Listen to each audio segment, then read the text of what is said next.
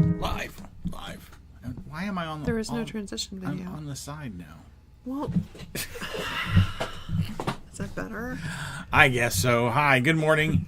I'm Seth. I'm Tammy. We are the 4031 family, and it is Wednesday. Finally, I've been, like, all day yesterday, I kept alluding to yesterday being Wednesday. Yesterday was Tuesday. And it was messing us up. And Holly, I did the same thing to talking to Holly.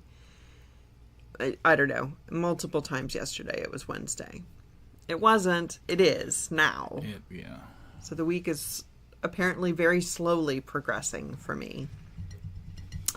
But, good morning. Good morning. We hope you're having a good day today. Today's July the 23rd. 23rd. Yay. Cruising. It's this year is flying by.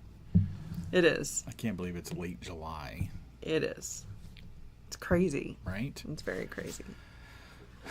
Anything exciting going on? We did get our books printed for CPE. Thank you for praying for us about getting all that stuff done, and they're on the way and should be... Well, those books are on their way. Yeah. We have 2 sets of books. Yeah, sorry. Books for the retailers for their welcome bags, and then books that we need for the store or for our display. Those we ordered yesterday. Yeah. I don't think we asked them to pray about that. We did ask people. You have been. You just didn't know it. Yeah. Yeah. So the books for the retailers, those will arrive tomorrow, so they'll get them, which is great. Yes, that's the big thing. Yeah. Even if the other books don't actually, and we'll have books, but if we don't for some reason get all of our massive order of books, then at least they've got samples to look through, and we'll have examples of almost everything. Just not any of the handwriting books. Yeah. But I think they'll get here. I think too. that I'm a lot more relieved today. Yesterday when we were placing the order, it was, time for printing and then time for shipping, and it was butting up right to the day that we were planning on leaving. So hopefully they'll get here in time so we can leave as scheduled as opposed to having to push a day. Hopefully. Yeah. God knows what he's doing. I don't with many things, but he does. And that's really all that matters is that, when we're able to sit, it's really, really hard for me. If you don't know me yet, you'll know this soon. You should know it by now. I don't give up control very easily. I really don't. She really does not. I try to lay things down at the cross. I usually bring them back with me when I walk away.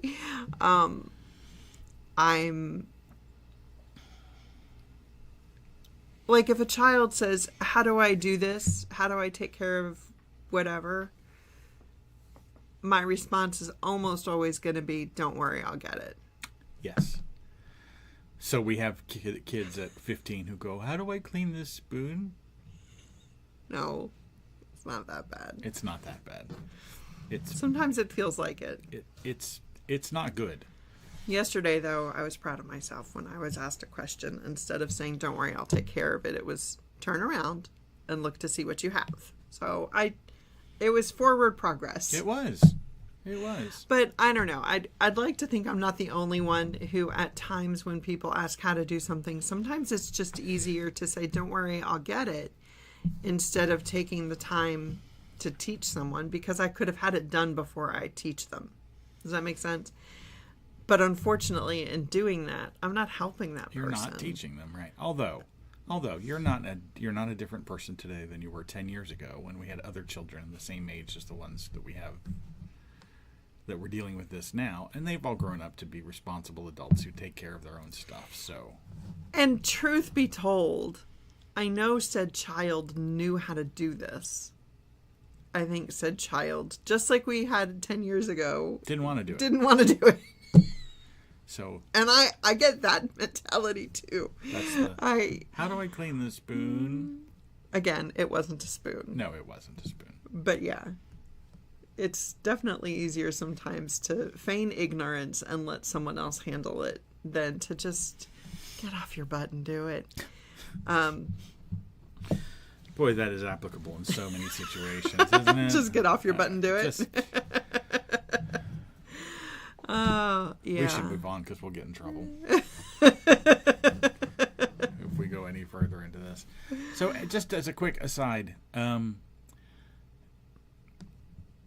in doing this transition to be able to do vertical stuff like on Instagram and X and stuff like that, our chat stuff seems to have broken.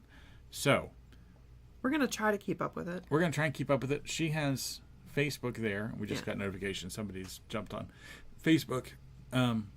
We've got someone. I think I have Morning, YouTube buddy. chat up. We have Instagram chat up. We have Rumble chat up. I don't know, but for some reason it doesn't all seem to be coming. So there's a Facebook chat from Benjamin saying good morning that is not showing up on our screen. You're also not on the multi-stream chat. You're No, on I'm the not, YouTube because chat. on the multi-stream, and this is the problem, on the multi-stream chat for some reason no chat Yeah, is coming you would think that when Facebook it's not. It's not. So that's why I got it clicked on YouTube. Whatever. So if you say getting into trouble. No. if you say something, or if you whatever, and we don't respond, we're sorry. We're trying. We'll go back and look at the streams afterwards at least, and we get notified of comments. So after the fact. So anyway, July 23rd today, Wednesday. Yeah. Days of Praise. Da-da-da. That means you. Oh yeah. Ta-da. Go to www.icr.org/DOP for Days of Praise, and you will be able to subscribe. And in doing so, you'll get the daily devotion in your email. Again, I usually receive mine a little bit after midnight each morning, and then it'll be there for you for when you wake up. And you'll also get these quarterly in your mailbox to be prepared. We got these about a week ago, so it's 5-6 weeks in advance. If you subscribe now, I assume you would get the next quarters. Yeah. But again, you have access to all of these online. If you do click on the link from your emails, it would take you to today's devotion. And there's usually a play button there. Link from that, emails. Isn't there a link on our email for the devotion? What email are you talking The about? daily devotion email that we get every morning just after midnight. Sorry. Yeah. Yeah, I think so. If you go to the website and you go to today's Days of Praise, there'll be a little play button. You'll hear this bright, chipper young lady's voice saying, "Hey, it's the Days of Praise devotions." And then pause for a second, and then a gentleman will read in a very calm tone. I kind of wish he did the introduction, because like the lady's voice is very chipper and happy and energetic. So it really confused me when I heard her introduction, because I was expecting Somebody else. Yeah. The gentleman who reads it, I was expecting him to start it, and it really threw me, because that was not his voice. But anyway, go to that link and you can get signed up. There you go. It is a free resource, so don't worry about what kind of expense it might pull on you, but you're always welcome to donate to ICR and help fund those resources. Yeah. And while you're donating to ICR and helping out, you can help us by liking the video, following the channel, checking out all the other channels that we're on in the description of this: X, Instagram, Rumble, YouTube, Facebook, Twitch. Go there if you have an account on those platforms and like us and follow us there too. It helps immensely to get things, to get us into the search algorithms, so more people are hopefully touched by the Word of God as we're reading and talking about it. Yeah. So that's the goal, and you can help. So please do. Yeah, we appreciate it. We do appreciate it.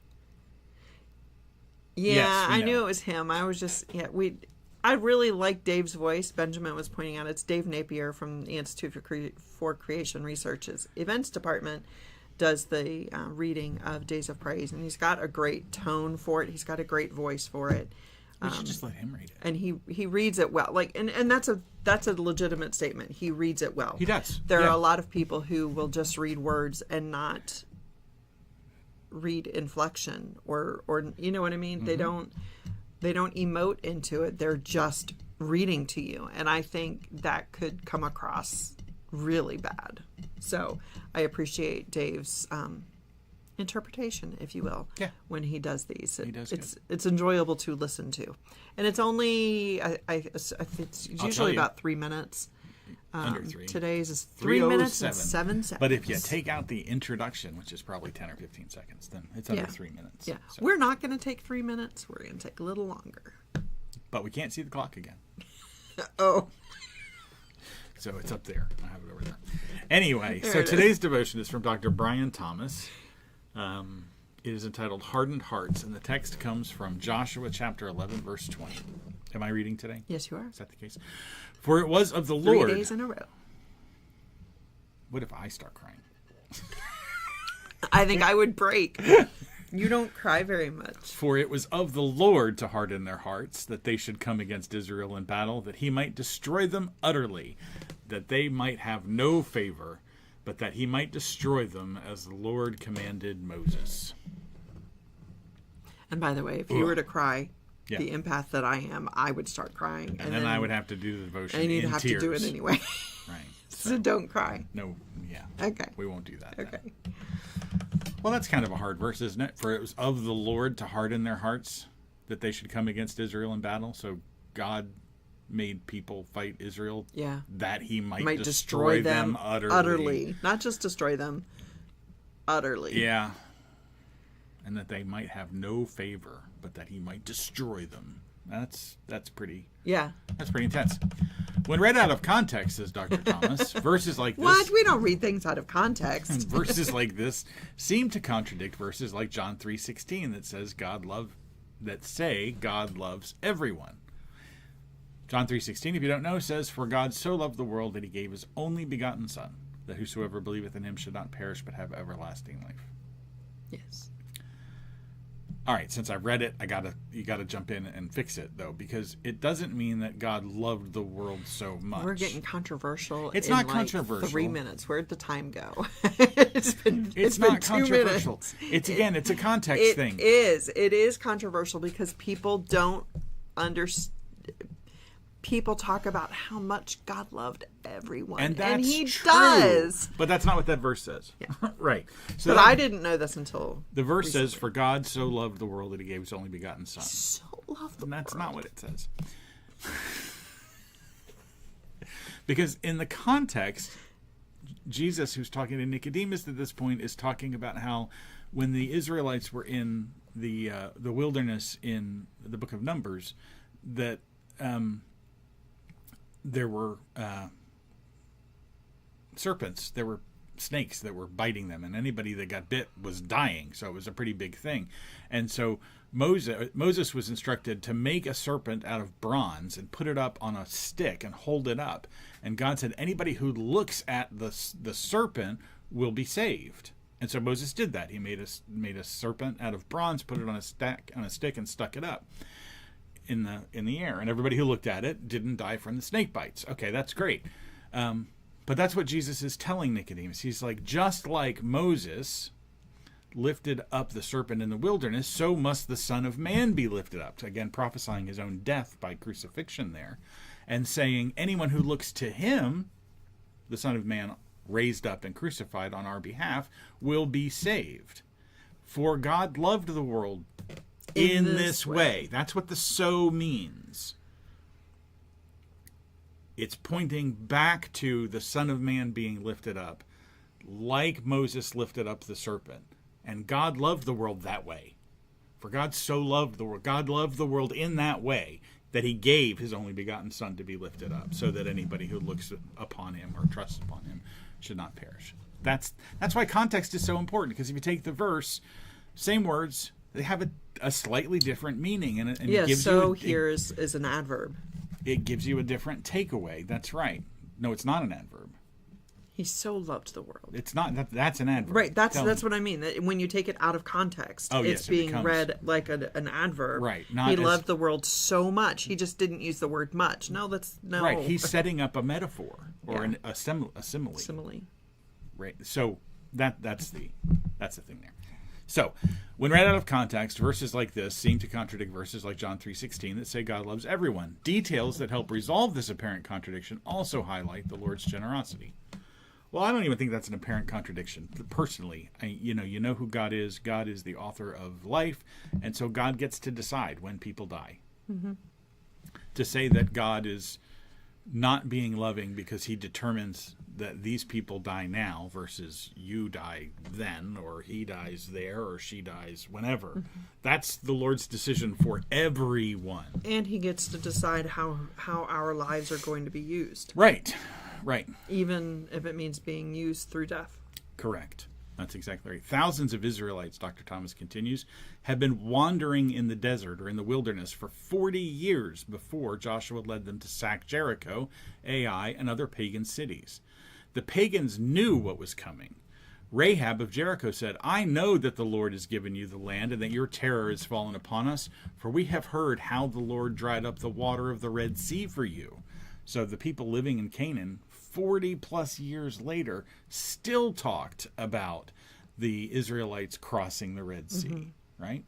Never mind that they had just done exactly the same thing crossing the Jericho, where the Lord dried up the river so they could all cross the Jericho to go into the promised land. I had no idea, and I think I read that happens 3 times that the Lord dried the river, because there was one time at that area, at that timing, I think, where he dried it up for them to cross the Jericho, and then did it again soon after that.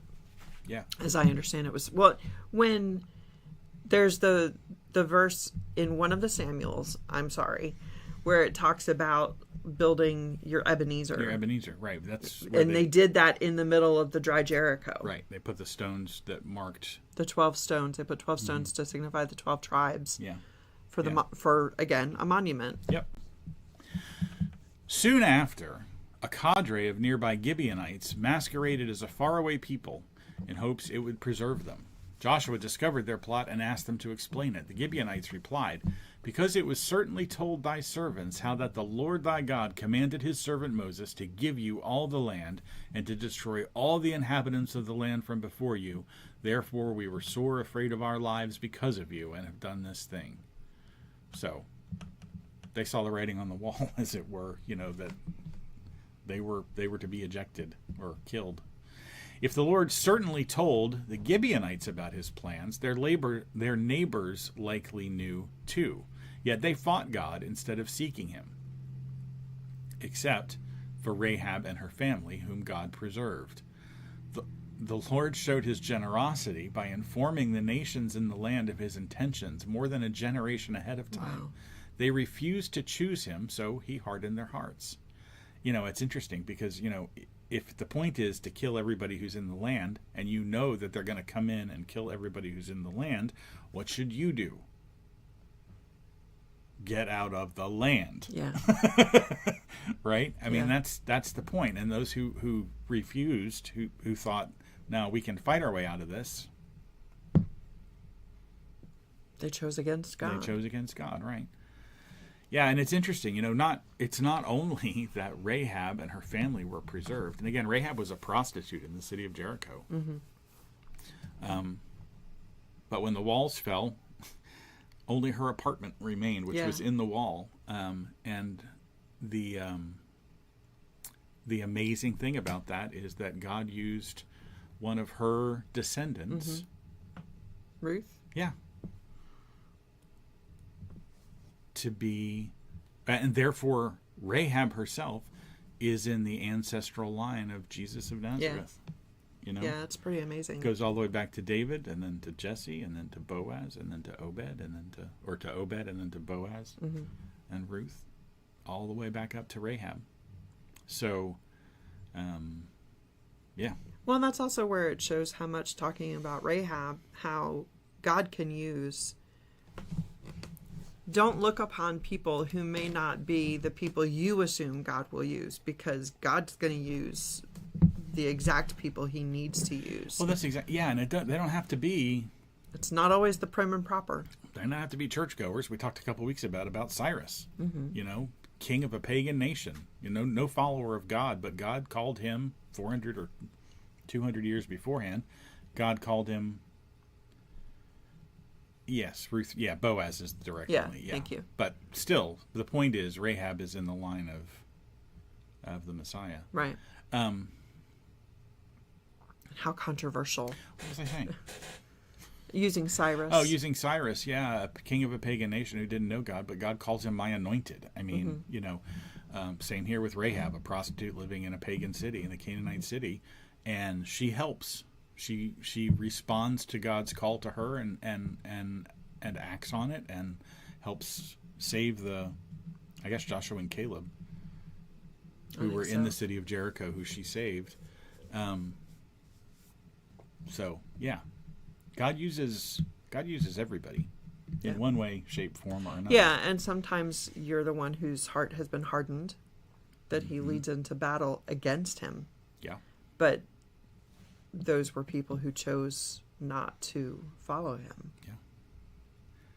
Dr. Thomas concludes, today, will we soften our hearts and live? Well, I mean, it's one of those things, having read this verse, I would much rather soften my heart than have it be hardened against him. I would, I feel like I'm going to sneeze. That's a choice we can take. And if we choose not to, God can affect our hearts in his way. Mm-hmm. And sometimes that's not pleasant. No. Yeah.